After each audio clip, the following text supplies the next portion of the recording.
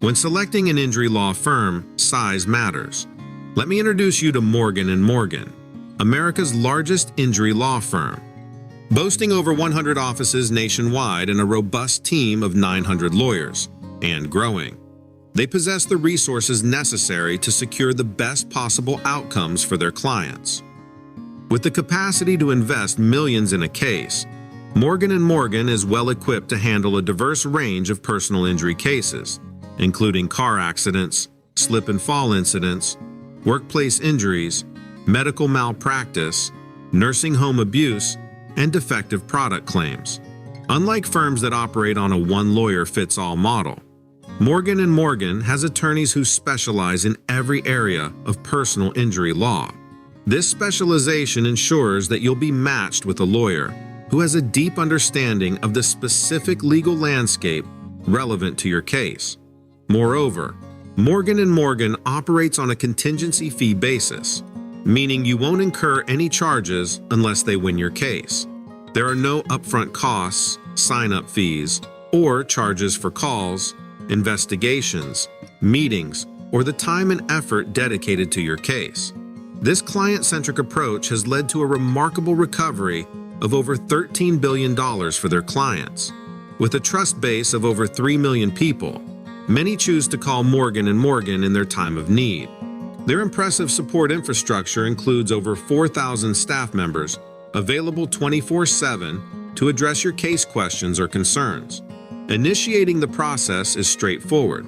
Click the link in my description, visit fourthpeople.com/Donovan, or dial #law from your cell phone. And don't forget to mention Donovan sent you. I'm no stranger to a late-night fish.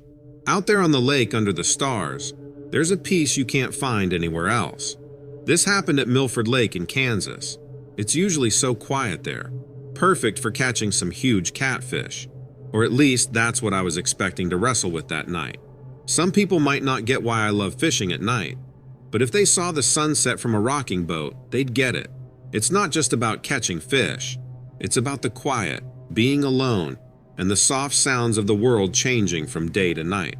I typically start setting up around dusk. I gather my gear, my trusty old rod and reel, and the earthy smell of live bait jostling in its tub. Once everything's ready, I'll cast that first line out into the calm waters. I really like that almost silent plop when the lure hits the water. Once the hooks are set, it's just me and the stars. The world just fades away, leaving nothing but me, my line, and waiting for that telltale tug of a fish. Casting my line that night, I remember the distinct feeling that something was off. The air felt weird, kind of electric, and it was way too quiet. Even the bugs had stopped buzzing.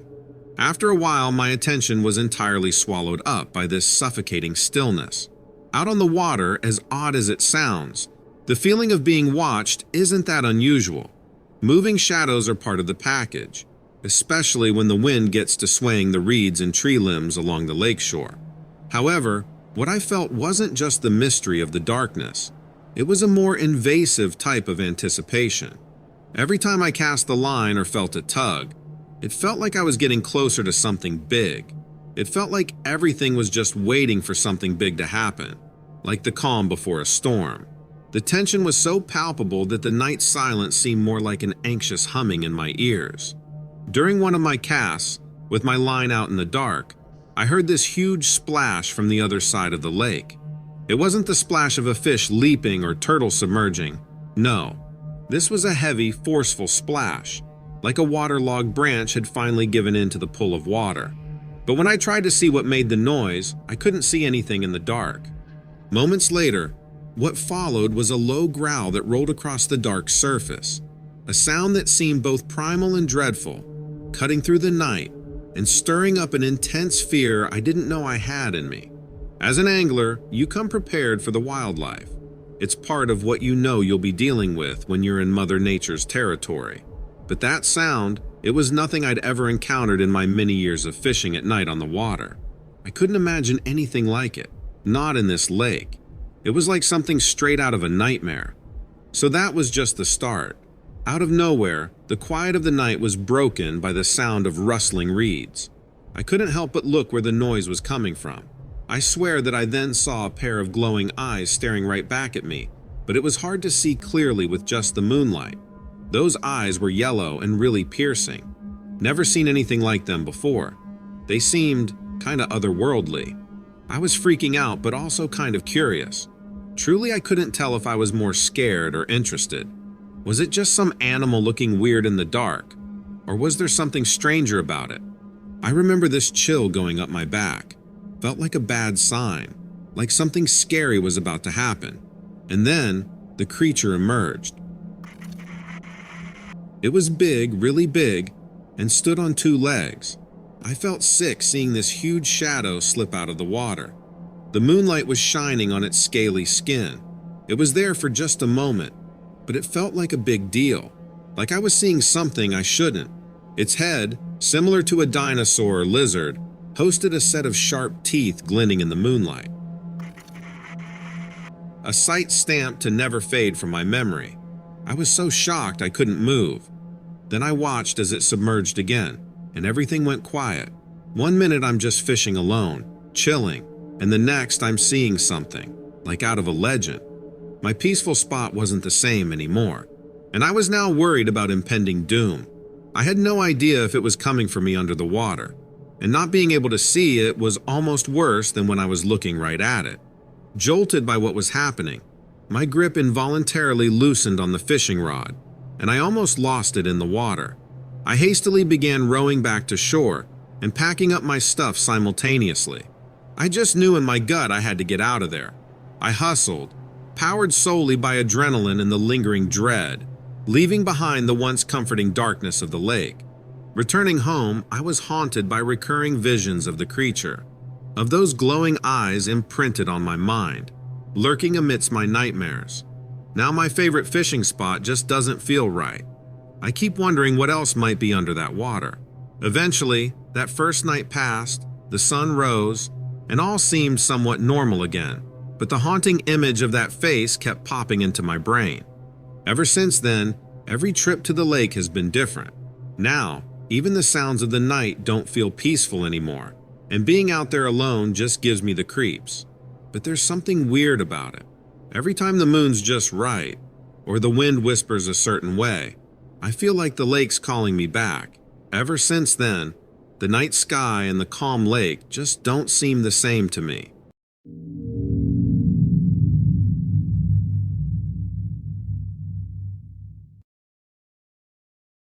I want to tell you about something weird that happened in my backyard a while back. It's one of those things that just doesn't sit right with me. It happened at my place late in November in Elizabethtown, Kentucky. Just me, the night, and that thing. Elizabethtown gets real quiet at night. You know, just the owls hooting, dogs barking now and then, and the rare car driving by. Oddly enough, on that particular Tuesday night, it was the unusual absence of these familiar sounds that first caught my attention, making the night feel even more silent and kinda spooky. Like any sensible person, I was wrapped up tight in a blanket on my porch swing, warm from the cold air. But those noises were different. Quiet, but in a strange way. It was a scratching sound, like nails on a blackboard, that really got under your skin.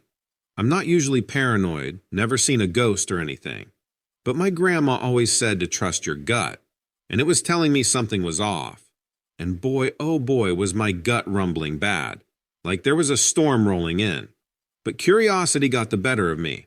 I mean, you'd be curious too if something was up, messing with the peace of your own backyard, wouldn't you?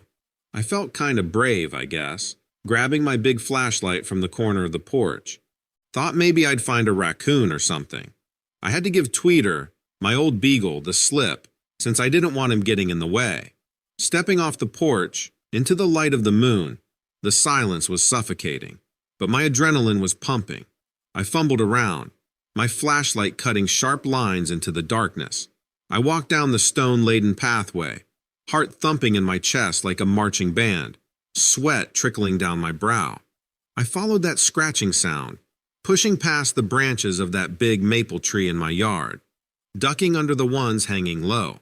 I was edging towards the old wooden shed in the left corner of my backyard. feeling my heart thunder against my ribs like a trapped bird.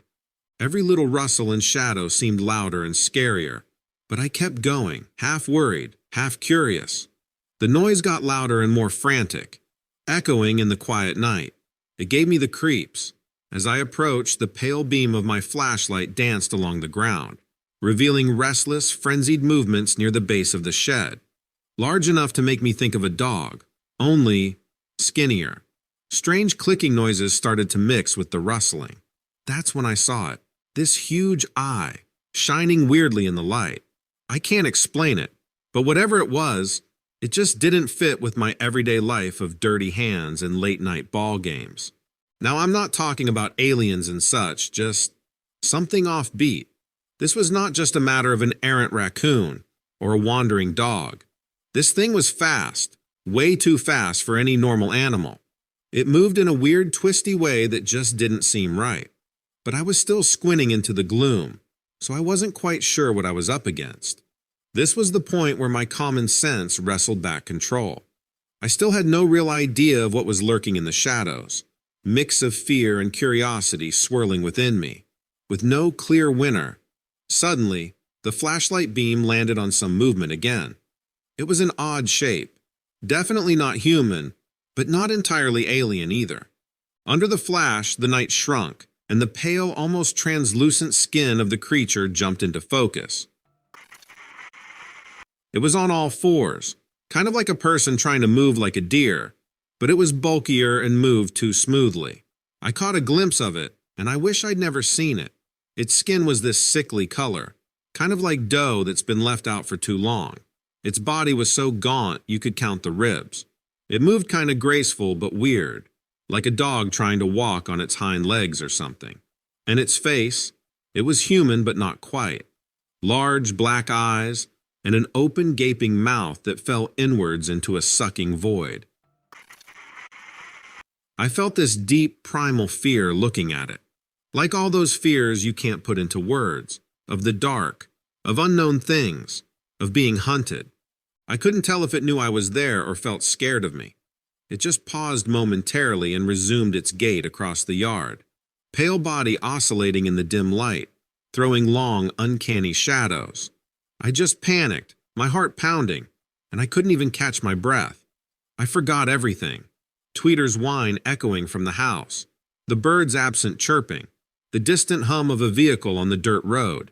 It was like time slowed down, and there I was, just staring at this thing moving in my yard. Stunned, I stood frozen, space around me turning oddly distant. I don't know how long I stood like that, maybe a minute or an hour, I can't say. Eventually, the thing disappeared in the darkness, dissolving into the underbrush at the edge of the yard. A hollow quiet settled, pressing down on me, the peculiar noises entirely absent now. In the days to follow, I found myself returning to that night, again and again, wrestling with disbelief in the harsh light of reality. Sometimes I couldn't sleep, just lying there staring into the dark, my heart beating fast. I'd often end up on the back porch at dusk, the growing shadows scaring me all over again. But the nights fell into the usual routine, and the strange creature never returned. You might think I'm nuts, imagining weird stuff in the dark. I myself considered that, questioning my sobriety, my sanity. But I keep thinking about how quiet it was, how eerie that night felt. I couldn't have just made it all up.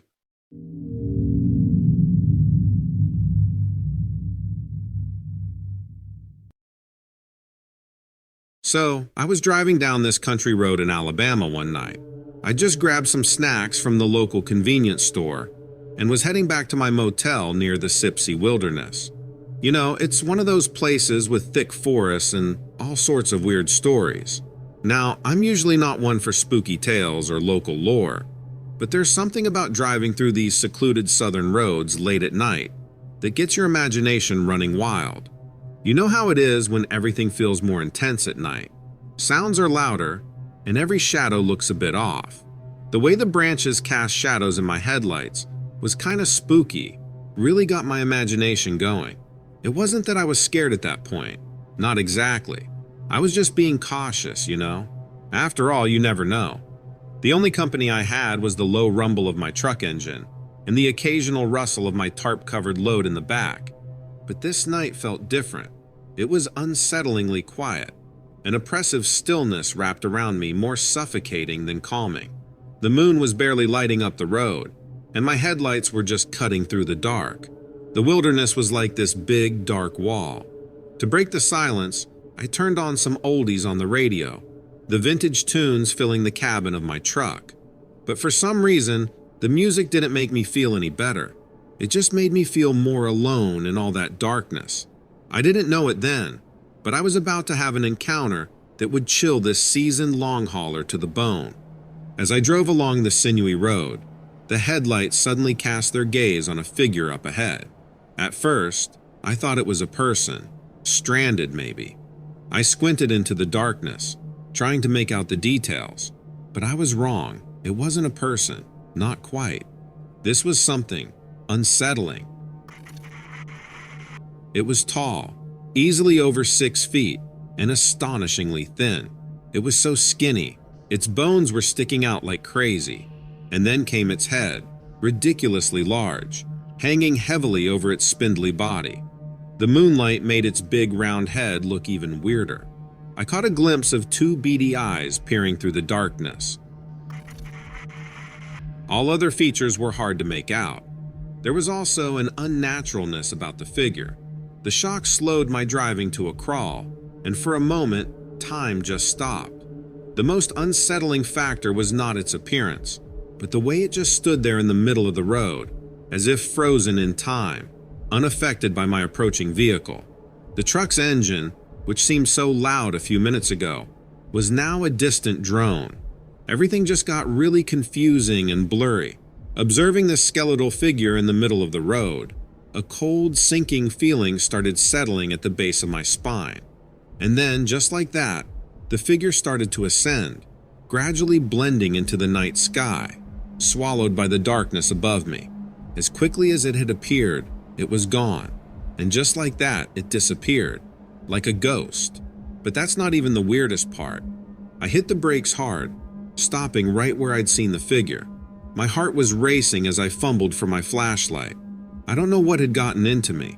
Curiosity, perhaps, or a desperate need to rationalize what I'd just seen. I just sat there for a moment, my breath fogging up the windshield. I stepped out, the flashlight's beam cutting through the dark. It was freezing outside, the cold biting through my clothes. I stood there, in the middle of an empty road, searching for any trace of evidence. But there was nothing there. No signs, no remnants, no indication whatsoever that something extraordinary had just taken place. As I turned back to my truck, the faint smell of something metallic hit me. It was so sudden and so strong, it made my head spin. It was strange because it wasn't like anything I'd expect to associate with the wilderness. Was I just imagining it, or was it something left by that creature? I could never tell. I jumped back into the safety of my truck. My hands shook as I turned the ignition and drove off. My headlights lit the empty road ahead, but it felt different now. Every shadow looked creepy, and every little noise spooked me. I drove the rest of the way feeling really uneasy. I kept seeing those bizarre figures out of the corner of my eyes, darting in and out of the shadows cast by the trees lining the road. I kept telling myself it was just shadows, but I couldn't shake the feeling that something was watching me. I reached the motel without any further incident, but the following days were filled with a dread I couldn't shake off. This wasn't just a bad dream. It really happened. I couldn't help wondering, was it a random encounter, or had the creature wanted to be seen? At the truck stop diners the following days, I scoured local newspapers and exchanged stories with other drivers, hoping to find similar encounters. Some would listen, others would laugh. I couldn't just tell myself it was all in my head or just shadows. The lost town in Alabama, its quiet roads, that skeletal figure, the sudden ascension, they were all real and unforgettable. As I recollect these events, the metallic still lingers in my nostrils. It shows back up every time I think about what happened. Looking back, that encounter changed me. I'm not as skeptical anymore about local myths or the stories of strange creatures lurking in the shadows. The world's a lot bigger and stranger than we think, with all sorts of mysteries and creatures we don't know about. And I'm here to tell you to be careful when you're out there, and don't doubt your instincts if they're trying to tell you something.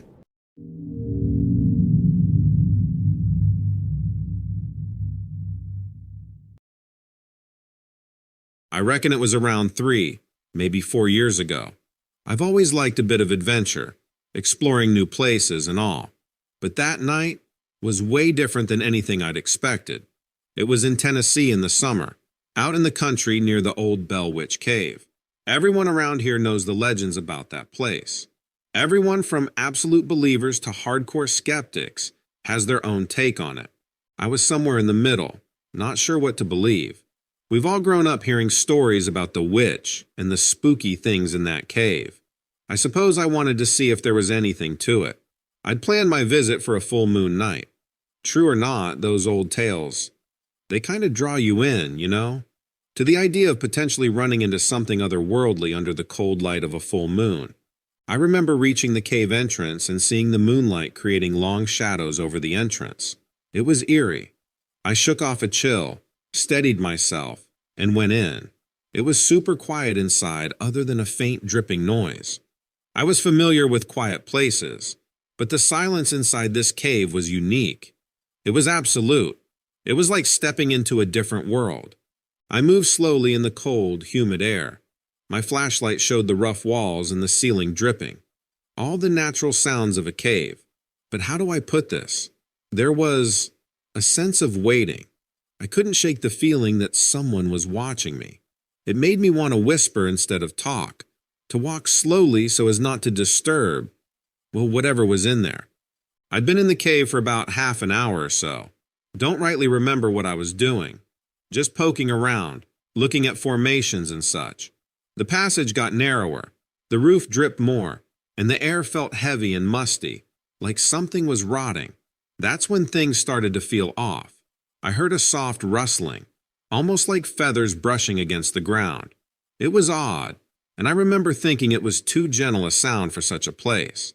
I got goosebumps trying to hear it again, but it was gone, and everything was too still. The air somehow felt denser, and a sense of dread crept in. Why? I didn't know. But I did know I was not alone, that I was sure of.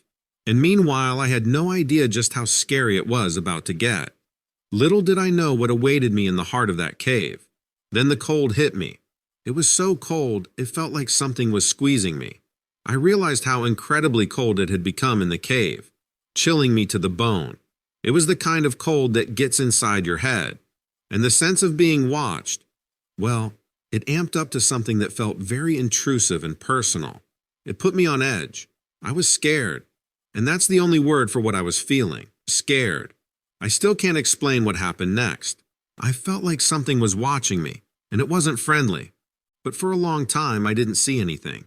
Then, out of nowhere, there was this weird, creepy laughter. It sounded almost human and echoed all around. Gave me the chills.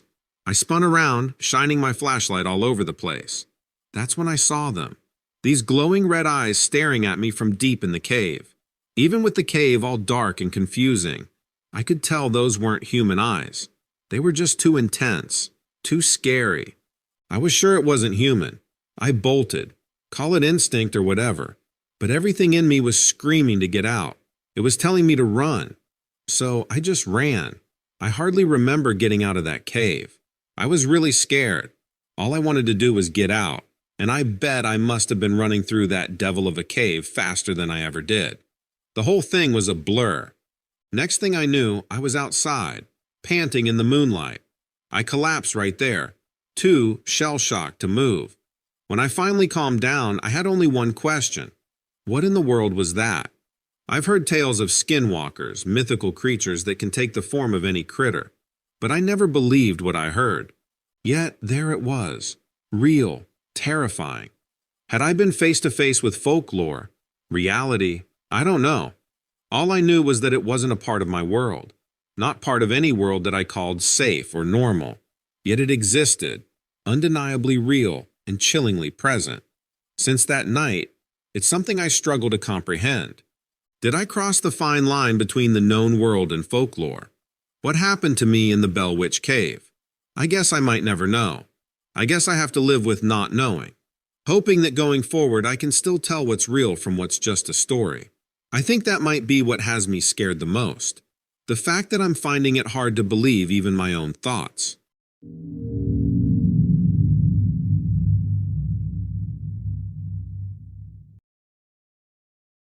A couple years back in June, I found this place near Springer Mountain in Georgia.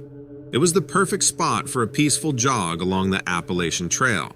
At first, that day was as close as you'll get to perfection. It was that time of year when spring turns to summer. Birds chirping, a nice sunny day with a bit of a breeze. Everything was green and bright, really welcoming. Being a city boy from Memphis, having moved to Georgia recently, I was new to this trail. It had everything I loved. It was secluded, not crowded like Atlanta's parks, and the challenging terrain got my heart racing. Didn't totally escape the outside world though. But for those precious moments, it was just me, the trail, and nature. That morning, a Saturday, I had set out on my usual run around 8 after a light breakfast. I run because it clears my head, keeps me sane in this madly rushing world. Plus, it gives me a chance to lose myself, just for a little while, in something that isn't serious. I was so caught up in the peacefulness, I didn't even notice I'd gone deeper into the trail than usual. Maybe I was in an adventurous mood, or just got carried away with the rhythm of my run. I was deep in the heart of the lush mountainside, maybe about 5 miles from where I started. By the time I caught my bearings and decided to turn back, the surroundings seemed different, unfamiliar. I shrugged it off, put it down to venturing into a new section of the trail. It's funny how your mind messes with you when you find yourself alone somewhere new. I shook off the uneasy feeling, but opted to pick up my pace on instinct. As I rounded a particularly dense clump of trees, a stench hit me. It was strong and honestly pretty revolting. It smelled awful, like rotten fruit in a hot, damp place, and it was strong. I stopped dead in my tracks, gagging slightly. And that's when I heard it, a sound, primal and raw, echoing through the silence. The noise was strange, kind of like a growl mixed with a bark. It sounded rough and scary enough to make me shiver. I can tell no bird or squirrel makes that kind of sound. I felt a chill of fear, standing there in the bright morning light, something you wouldn't expect in such a picturesque setting. But there I was, caught in a sudden sense of dread. I thought the woods would go quiet again after the noise stopped, but instead, there was this odd, tense feeling in the air. It felt like that weird calm you get before a storm. I tried to focus on the path leading back home, steering my thoughts away from the bone-chilling noise and hoping that whatever animal it was, it would stay away from me. Then, out of nowhere, this huge figure just stepped out from the shadows. It shocked me as much as if a tree had suddenly fallen. It moved gracefully despite its colossal size, flickering in and out of my sight as it navigated through the maze of trees. It was like something you'd hear about in a campfire story, not real at all. So there, in the relative quiet of the woods, stood a towering, brawny creature. When I say this thing was colossal, I mean it. Easily 8, maybe 9 feet tall, with a chest broader than a barrel. It was rippling with power, its massive, long arms swaying slightly as it examined the area with deep-set eyes. Its face was scarred and rugged, with a strong jaw, big forehead, and nostrils flaring. Its hair was patchy, thin in some places and thicker in others. It was light brown, with some really dark spots. Maybe that was for hiding. Even from a distance, there was this terrible smell coming off it, like rotten meat and something burning, and it just hit my nose hard. A subtle noise came from its throat, like a soft, restrained growl that vibrated beneath the silence of the forest. Its eyes locked onto mine. I'd love to say I was brave or something, but really, I was totally freaked out. My breath hitched, and I struggled to move. Fear pinned me to the ground as those deep-set eyes kept their gaze fixed on me. It seemed like forever, but then it just huffed, kind of disappointed-like, and walked back into the trees. It was like a mountain casually moving. I took off then, pelting down the trail as fast as my legs could take me. All I could hear was my heartbeat pounding in my ears as I ran. I practically stumbled my way through the rest of my run, dashing towards the safety of my car. Back in my car, safe, I just sat there. What I had seen was surreal, something out of a sci-fi movie or nature documentary. Over the next few days, it felt like I was in a daze, questioning my sanity and logic, trying to rationalize what I'd seen as a bear or a homeless guy in a costume. But deep down, I knew what I had witnessed, that those images etched in my memory were beyond the reaches of my imagination. I had encountered a Sasquatch, a creature considered a myth by many, and I felt a flash of vindication, a rush that was almost thrilling. It didn't matter if people wrote my story off as crazy talk. Something rare and amazing had happened, and even though I didn't fully understand it, it felt like a strange kind of gift.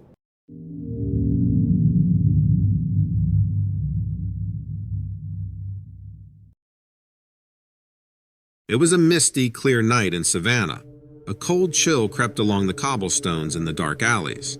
It was the kind of cold that nips at your skin as you walk through the old part of town. It's a beautiful place, though, with old buildings that seem like they've got a lot of stories to tell. Some folks, well, actually, a lot of folks say these buildings are haunted. They say spirits dwell here, forever trapped in their homes, and you can feel the history in these buildings, like they're still holding on to the past. I've always been curious about this stuff, which is why I'm drawn to these old, supposedly haunted buildings in Savannah. Part of me can't wait to see if these ghost stories are true, but another part of me keeps thinking they're just rumors. It was getting dark when I decided to check out one of these buildings. An old mansion that used to be grand, but now it's pretty run down. The wind was making eerie noises through the cracked windows and broken shutters, mixing with the distant sounds of the city. It was eerily calm, peaceful yet filled with an uncanny stillness that made the hair on my neck prickle. I walked past the old, broken fence and onto the front porch. My footsteps echoed in the quiet, giving me chills. The wood creaked under my boots, and the old mansion looked even more spooky under the dim moonlight.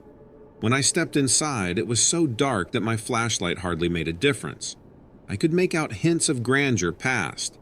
Banisters that once held elegant spirals, wallpaper now hanging, peeling off the wall. You could almost hear echoes of the past, like the place was frozen in time. The cool wind outside had turned to a breathless chill indoors, the ice-cold wooden floors adding to the uncanniness. As I continued to wander through the aged mansion, amidst broken relics of another era and faded fragments of furnishings, I chanced upon a staircase. As I climbed the newly emerged stairway into the pitch black, my heart thudded loudly in my chest. And then I heard it, a noise that was not my own. This weird clicking sound, like someone tapping a pipe, really light but clear.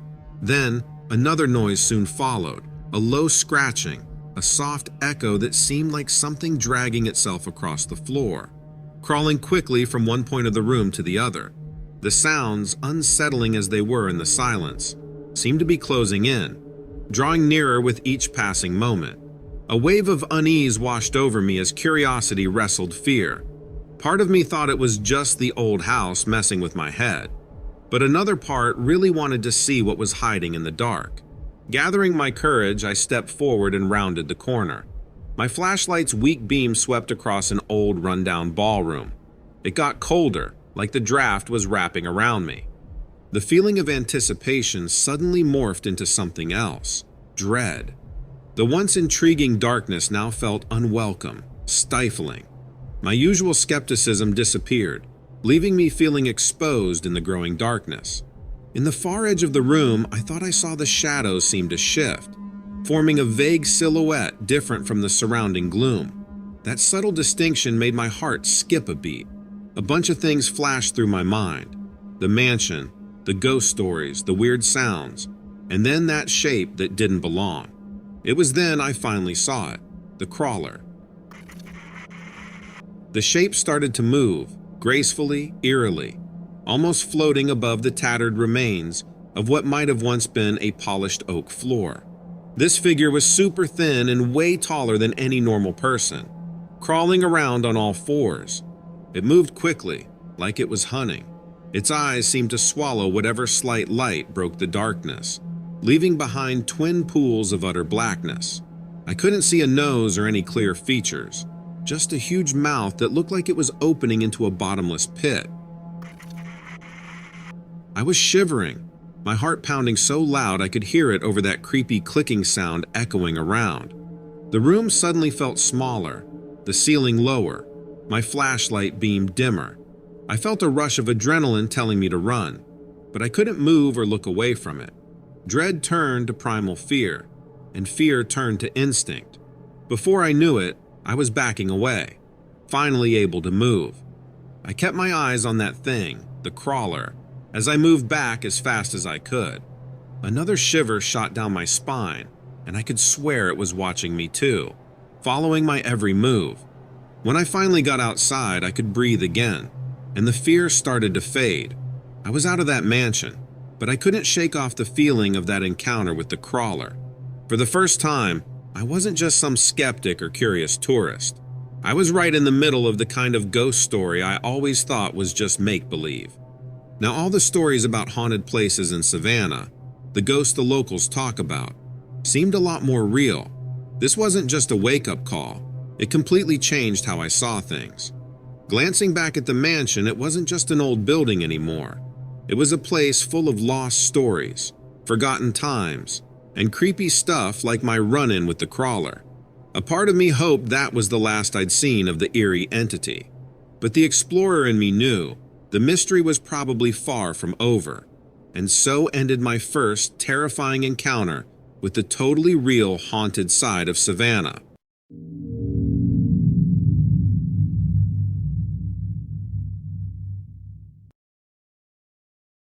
So I was up in Maine's Acadia National Park. Beautiful place.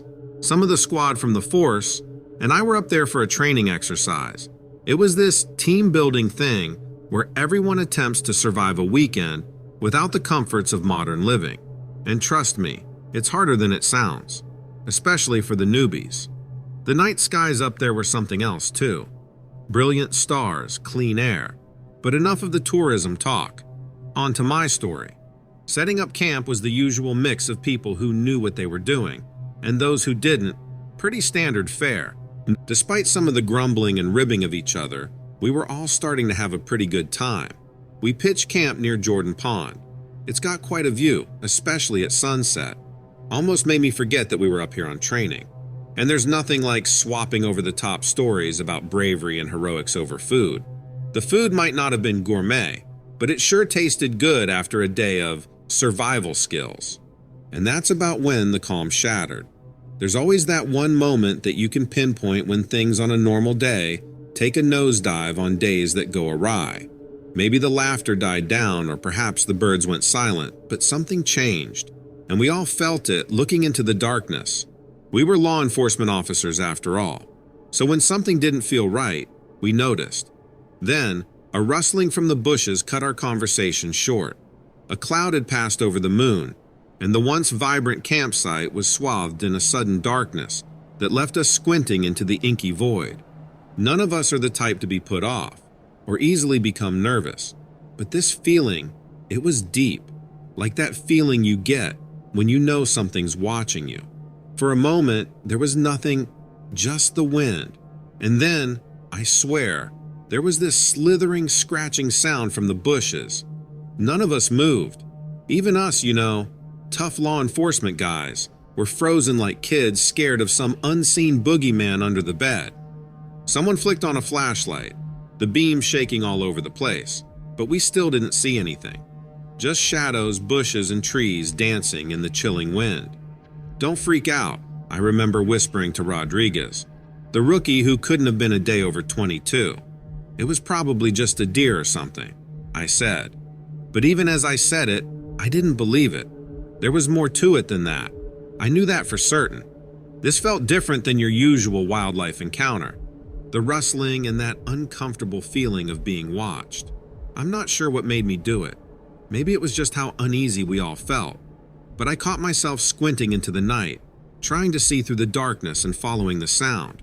In the dim light, my gaze eventually fell upon an odd shape that stood out from the shadows. It was huge, much taller than your average bear or moose. It was hard to tell exactly how tall it was, somewhere between 8 to 10 feet, I guess. Either way, it was just huge. But what really got to me was its shape. It just looked wrong somehow. It was a strange mix, parts familiar, parts totally unknown. Like, it stood on two legs, but its head was something out of a dinosaur movie or a lizard, not a mammal. A jolt of adrenaline surged through me, and I yelled back to the others. The jokes and laughter stopped dead. We all felt it, even Rodriguez, the rookie. He was staring, clutching his flashlight like it was his lifeline. Honestly, none of us knew what to do. This wasn't just a bear or a raccoon. This was something other. So we did the only thing we could think of as cops. We cautiously approached it. Being cops, we're used to being on guard and handling tense situations. We're trained for dealing with people, but not whatever this was. As we got closer, I could see it better. The creature seemed to be watching us as well, its piercing yellow eyes coming to focus in the sweeping beam of our flashlights. The weirdest part? There was something almost human in the way it reacted, cunning even, as if it was gauging us, understanding our approach. And then as suddenly as we spotted it, it was gone. It didn't run off or slither away or anything. 1 second it was there, the next just gone. Vanished into thin air, I would say, if I could trust my eyes that night.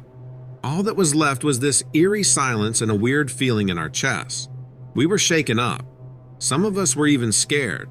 We didn't sleep much that night and stayed close to the fire till sunrise, taking turns dozing off just a bit as we sat there. We spoke little of it, and whenever we did, it was quietly, as if speaking about it louder might summon the creature back. Back home, I replayed the incident in my mind. I was trying desperately to wrap my head around what we'd seen, what it meant. I thought about the stories I heard as a kid about strange beings, about people who vanished in dense forests, never to come home. To this day, I don't know what we encountered that night.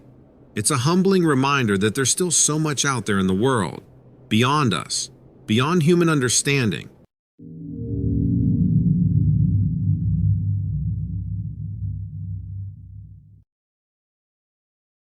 I just got around to sorting through all the pictures of my last trip to Plymouth, Massachusetts. If it's Plymouth, you know I had to add to my collection of haunt pictures. As a photographer who loves history, I've always been drawn to old graveyards. There's something about the air there, heavy with history, that just gets me. It was a Friday, early afternoon.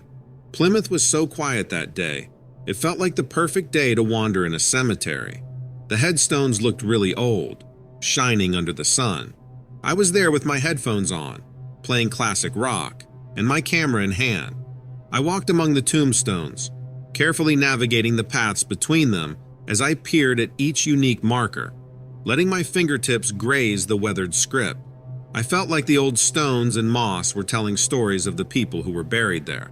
I know it's weird to find comfort in these old graves, but hey, it's history, right? There were beautiful headstones, some broken and worn down by the grueling New England weather, others surprisingly sharp and neat in their preservation. Some of the grave markers dated back to the 1700s. I snapped a few shots of particularly striking tombstones, the deep, angular shadows creating a contrast in the images I was hoping to capture.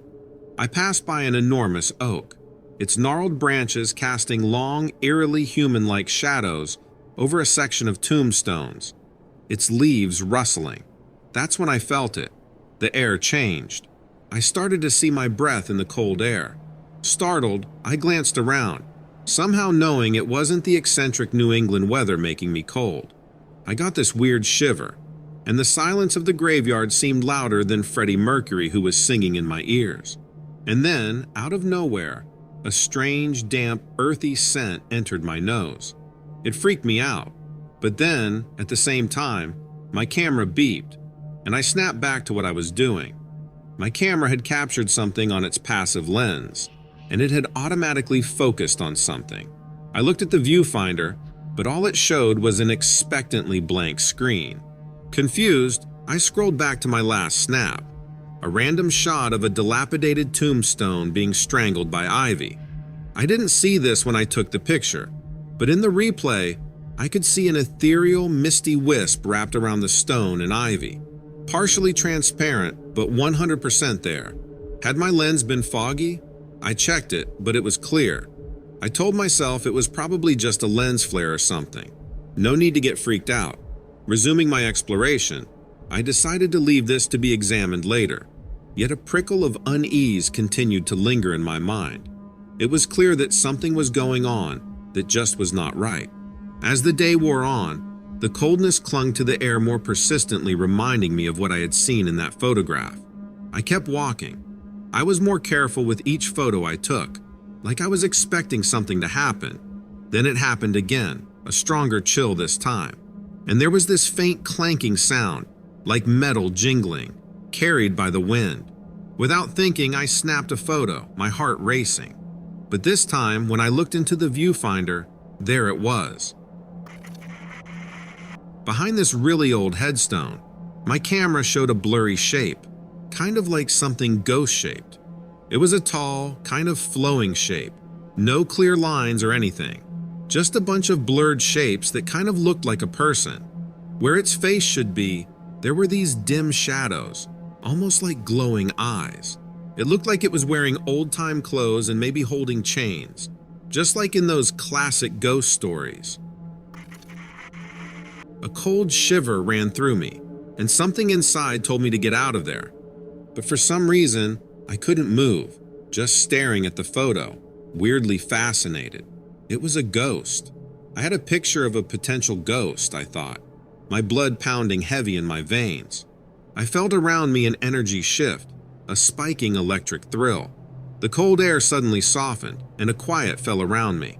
Leaving the graveyard, I was quivering with the prospect of what I'd possibly captured. As soon as I got home, I knew I had to talk to Sarah, a friend who studied photography and who also had a strange interest for paranormal phenomena. I was hoping she could shed light on what I had captured in my photographs, or just make me feel more at ease. She told me that she too had found similar images on some of her photographs. She firmly believed that she had captured images of ghosts, people from the past who, for some reason, had not yet been able to move on to the afterlife. She didn't know why they were still there, or if they were dangerous, but she firmly believed they were real. Her instincts leaned towards them being gentle souls just looking for help. This calmed me a bit, knowing I wasn't alone in this. Ghost stories started to feel a bit more real for me that day. I mean, a lot of history is just things we don't fully understand, right? Maybe it's not so crazy to think that parts of life hang around after they're gone, like shadows or whispers in a graveyard.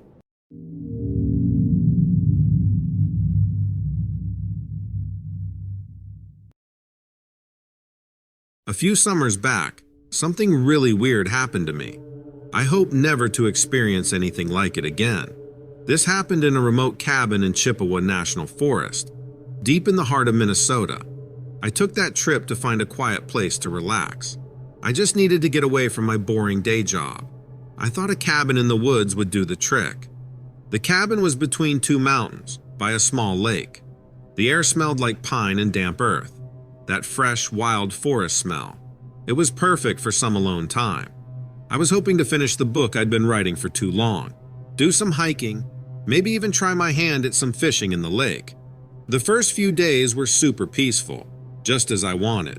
I spent my days writing and hiking, and evenings were all about relaxing in the cabin and cooking. The quiet was nice, but after a couple of days, I realized the nights were quieter than I thought they'd be. I brushed it off, thinking maybe I wasn't used to the ambient sounds of the forest just yet. As the days passed, I finally shook off my writer's block.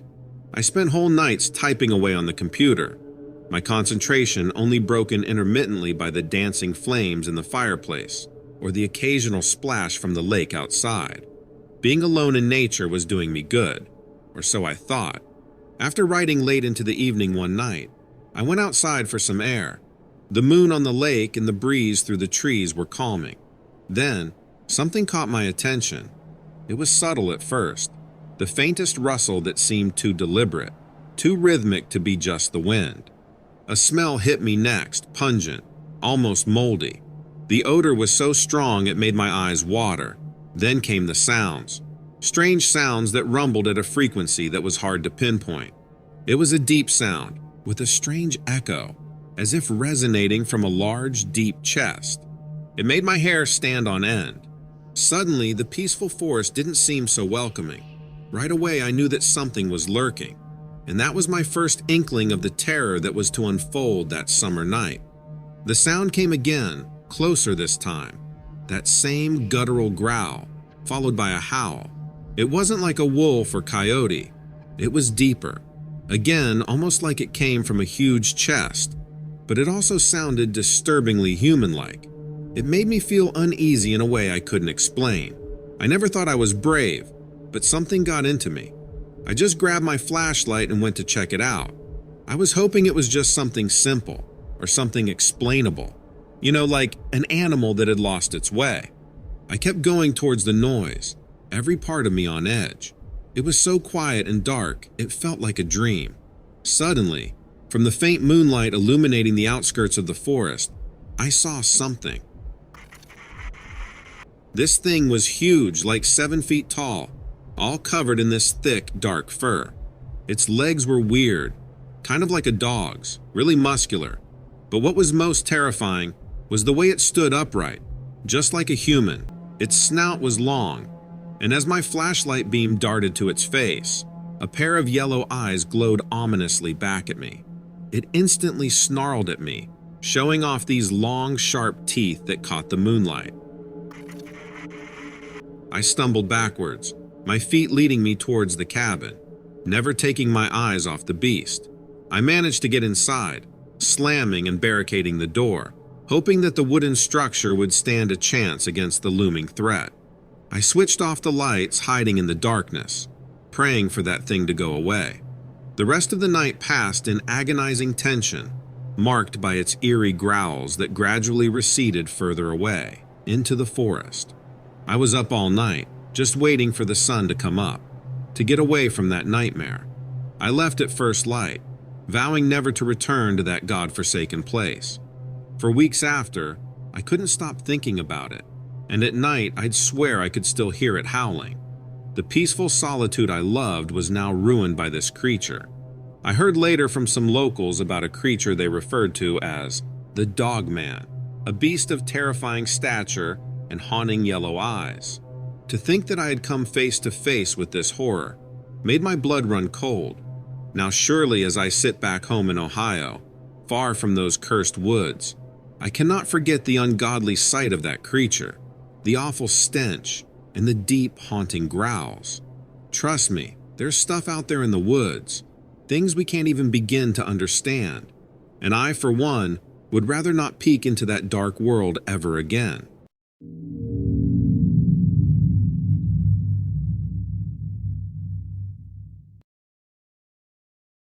A few years back, as a freshman at the University of Kentucky, I was just trying to find my place, you know? At first, it was pretty scary. All the hustle and bustle, thousands of people everywhere. And also, the day in question wasn't just any night. It was Midnight Madness, the biggest event of the year at our school. Loud and exciting, for sure. A bunch of my dorm friends were huge into basketball. Me? I wasn't really into sports, but I loved the buzz in the air. That feeling when you know something big is about to happen. And according to whispers around the campus, this was not an event I'd want to miss. Funny how we see these first-year things as some magic step into adulthood. So there I was, hyped up on Mountain Dew in anticipation, ready to dive headfirst into that sea of school colors with complete enthusiasm. Keep in mind, this was like late October, so it was starting to get pretty cold at night. We had agreed to meet at a popular spot near the campus entrance, some sandwich shop that was usually empty, but that night, it was teeming with life. After some chit-chat and a quick sandwich, we began walking towards the Memorial Coliseum. The night was clear, and the blazing lights of the Coliseum were visible from a distance, partly because it's on a hill, but also because it was lit up like a UFO had just landed in Kentucky. As they kicked off the madness, the atmosphere was electric. Caught up in all the cheering, laughing, and everyone chanting together, it was super easy to just go with the flow. I was in the thick of it, laughing and cheering with the rest of them. It didn't matter that I didn't even really understand basketball. But then, things took a weird turn. We were all goofing around near the statue of former coach Adolph Rupp when I noticed something. Now, the weird part is, I couldn't exactly tell you what I saw. It was more like I felt it, this weird chill that made my skin tingle. All my fun vibes turned into this creeping dread, like that weird fear of something you can't explain. Something was watching us. I just knew it. There was this presence, I guess, just lurking. It was a vague silhouette in the distance, and the odd collection of shadows that didn't quite fit the scene. I couldn't tell whether it was just a figment of my imagination or something more sinister. The world started to spin again. Love Shack rushed into my ears from someone blasting it with astonishing velocity, and my friends carried on cheering as though nothing had happened. But I just couldn't shake off that feeling from those few creepy moments, like we weren't alone, that something else was there with us, unseen but undeniably present, watching. That was the first half of the strangest night in my life. A night that was supposed to be about basketball, about camaraderie and university spirit, but it would turn out to be something else entirely. Right then, while everyone else was caught up in the event, I just couldn't shake off this weird feeling.